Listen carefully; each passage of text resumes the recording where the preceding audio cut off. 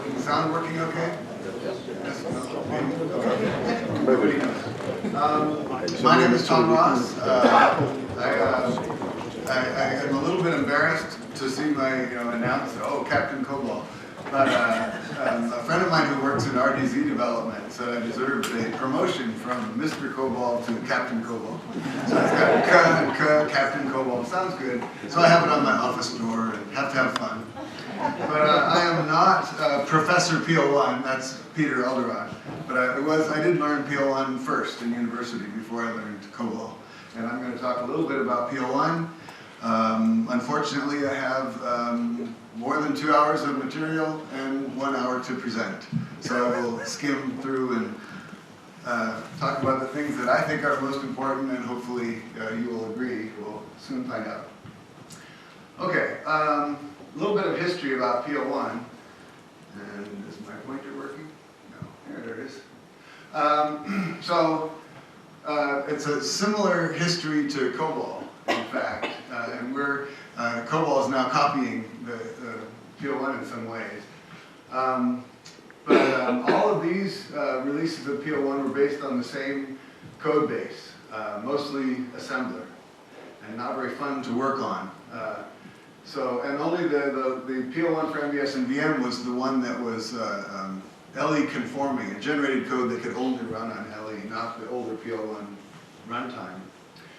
In 1999, we introduced a brand new PO1, Visual Age PO1. And the thing I remember most was a lot of European customers wanted to do fetch from fetch. Was anybody here who wanted that feature? There was only a single level fetch available in PO1 before.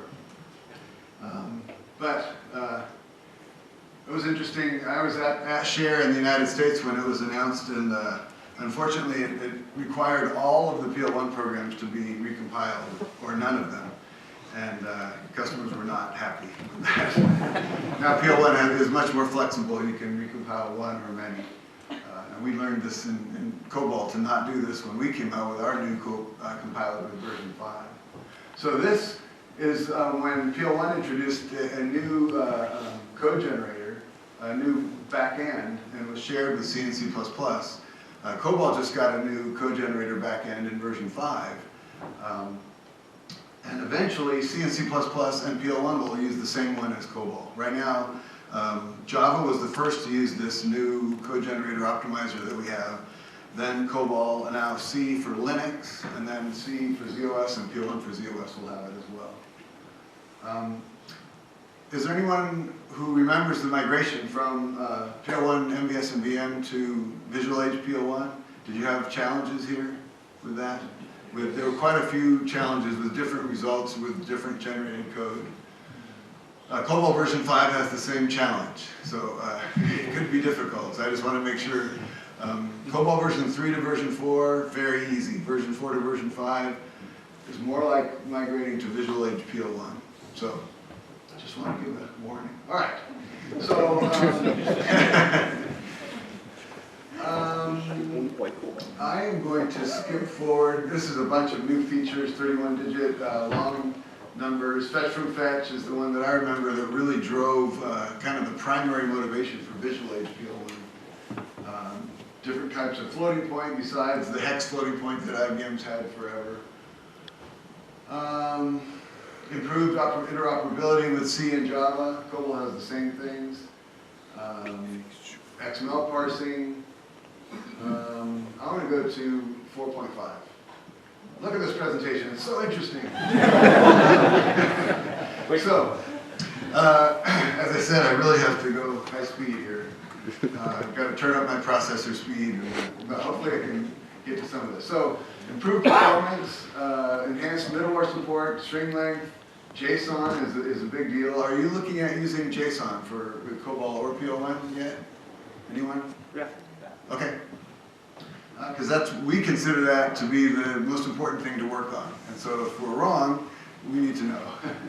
But we're hearing about JSON for both COBOL and PO1 and ZOS, and a new product called ZOS Connect that helps manage web requests to web services, and it's all based supporting JSON. And the ZOS Web Client Enablement Toolkit is JSON based. So everything's going to JSON. So if we're in the wrong, if that's not right, let us know.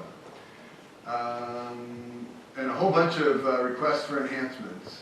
And one of the things that I like about the modern world is with our new COBOL and PO1 cafes, there's an RFE website, and each one of you can individually request changes to PO1 or COBOL.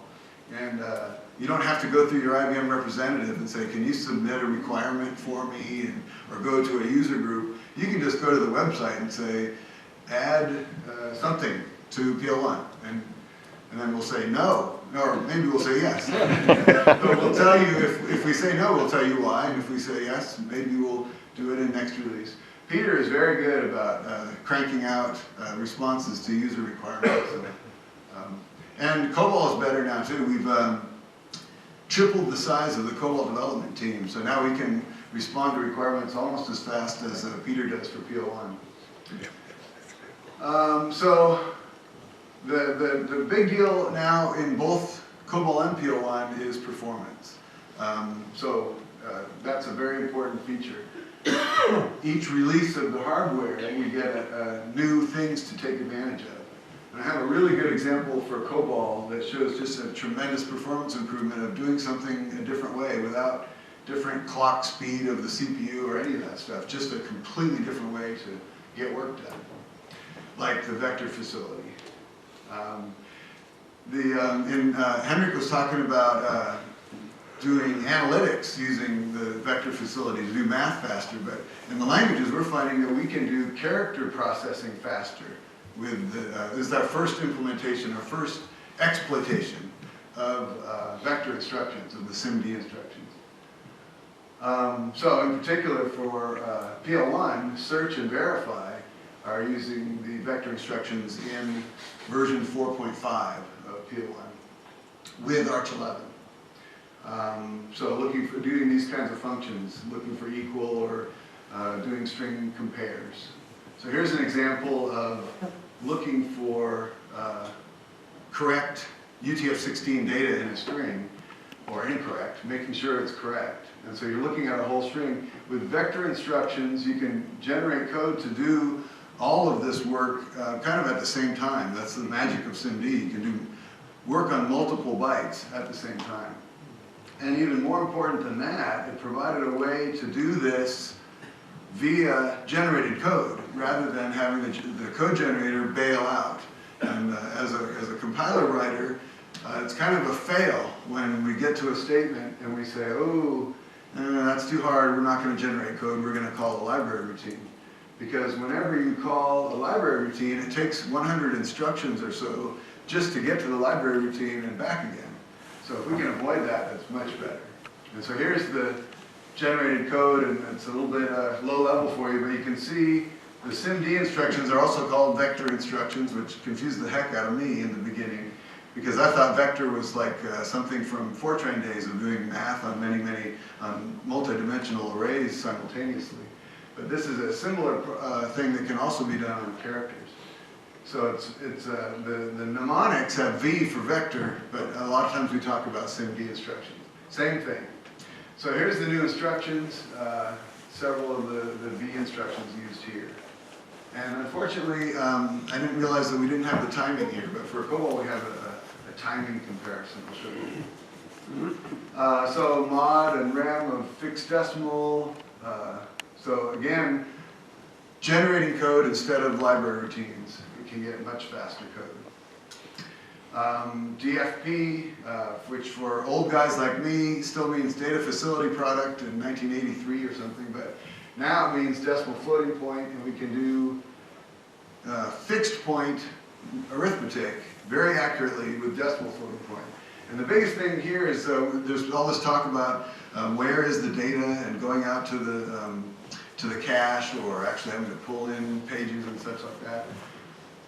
If you can avoid touching memory, then you can have much faster running code.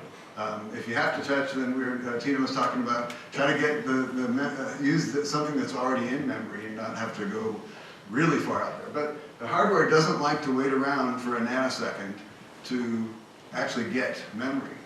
With GFP, all of the arithmetic instructions are register to register, so there's no memory touching at all. Whereas a lot of what we used to do was packed decimal math, and packed decimal always touches memory. So that's why we do a lot of stuff in DFP, even without having a native data type for DFP. We can do any kind of math in decimal floating point. And the Z13 has more instructions to help compilers exploit a decimal floating point. Okay, so other performance improvements, and these are not limited to Arch 11. The new decimal floating point and new SIMD instructions are only used when you compile with Arch 11. And you can only compile with Arch 11 when all of your target environments are Z13. So, but here you get these with lower Arch levels as well. Enlist, between, and search and verify of wide characters. Here's a case where when you had X being a single character data item, PL1 could generate a branch table, but it wasn't doing that when the X was char 2 or char 4. But now with 4.5, you also get a branch table. Everyone know what a branch table is? Is this too compiler speakish? It's generating efficient code to quickly branch to the right place here, rather than going through each of the conditions, testing over and over again. We just test immediately and branch straight to the selected when clause. And then there's a compiler performance issue where certain values with char 4, in this case there were 2,500 when clauses, so a tremendous select. And in 4.4 it took 90 seconds just to compile this program with Op2, because Optimize 2 says take as much time as you want to figure out any way to make this code faster. And 4.5, only 5 seconds, so big, and generated code is improved. So that's a nice continuous improvement going on with the PL1 compiler. And this is something that we're looking at doing in COBOL as well. For every exec kick statement, the first thing we do is we call a kicks language. Do you say CICS or kicks here? Kicks? Okay. I was talking to a customer once for half an hour about kicks, and they had no idea what I was talking about. and then one time I said, this is kicks, and they said, oh, you mean CICS. Okay, yeah, CICS. So, anyway, first thing we do, we call the language interface routine for kicks, and tell them what we want to do in kicks. And and the first parameter is this gobbledygook, we say in the United States, so maybe that doesn't translate, a bunch of garbage kind of unprintable characters in a string that could be longer than 100 bytes. And the string is kind of a code for all the things we want kicks to do for that call. But from the compiler's perspective, it looked like a regular call to a subroutine with a parameter, and we would generate an MVC instruction to copy those bytes from our constant area to the temporary in case it got modified by the called routine. Well, in this case, we know kicks, and we know that they don't modify this. It's purely input. It's an input-only parameter to kicks. And in COBOL, we have the same thing.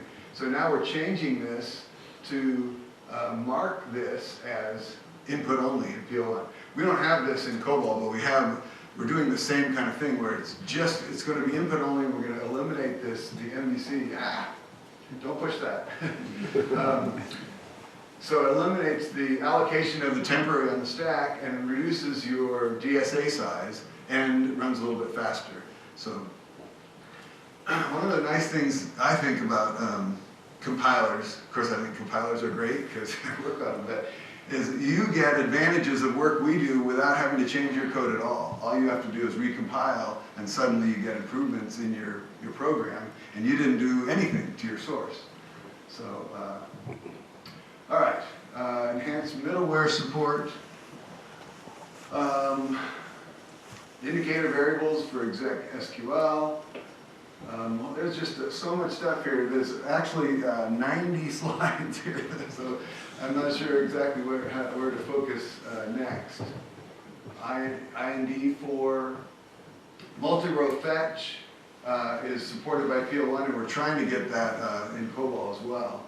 And that's a nice feature of performance feature of DB2, and if the languages can support it as well, then you can really get fast SQL code. Named constants in SQL, statement validation. Yes. Are you thinking about implementing the demacross in COBOL as well? That would be really nice. I'm not even sure what that means. Okay. Multi-row fetch for sure. Yeah, okay. Is that similar? No, it's the way that you should handle the DCL genes that you generate. And PL1, this demacross is really a nice feature in PL1, and we really miss it in COBOL. Oh, okay. I would like to know more about this. Okay, I will send you an email then. Yeah, do you have my email address, or can I give it to you? I will get it. Okay, yes. Yeah, I would like to know more about that, especially, yeah. I love requirements from people who are using my product, so it's much better than us thinking of things to do. What should we do today? So, that's what I want to work on. Okay. Apologize that I don't know what that is. All right. So, do we know, we're on 44 out of 96. Code page option, warn less noise. Oh yeah, this is, we're doing this in COBOL as well, where the listing would have an indication of what level of interface we were using with DB2, and our customers said, why do we care? That's not interesting. So, we're taking that out.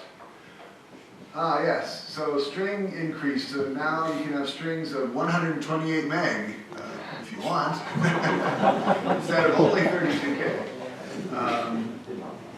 Now this, I believe this relates to the new, there's another option that relates to the limits here. So 128 meg, oh yeah, compat V3 option. And there's another statement later about compat V3 programs have to be recompiled, but this is a new feature.